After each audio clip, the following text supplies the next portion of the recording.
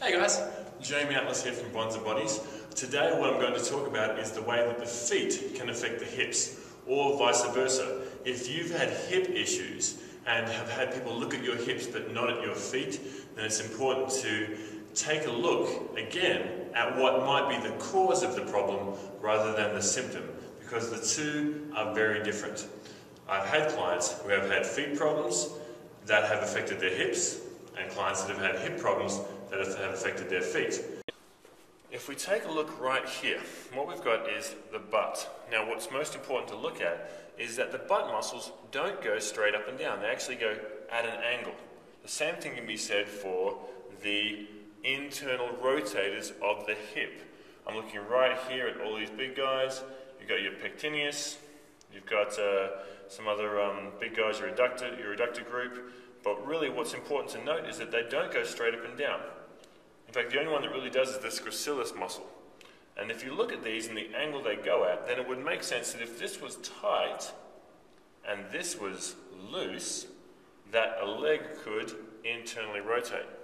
That's the key thing to think about. If you imagine these as cables, if this was tight and this was loose, it could internally rotate a leg. Now if the leg internally rotated, if the thigh internally rotated, then it would make sense that the knee would internally rotate. If the knee internally rotated, it would make sense that the shin would internally rotate. And if the shin internally rotated, then it would make sense that the foot would flatten. So I take my feet, I create an arch with my feet, and my knees naturally rotate out. If I flatten out that arch, my knees naturally rotate in.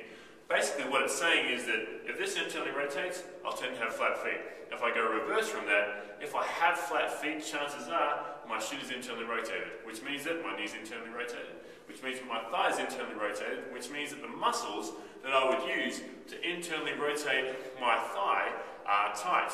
The muscles that we looked at before, your adductors, your pectineus, things like that. I want to make sure I roll those out, stretch them out, get some massage work done on these if I have flat feet.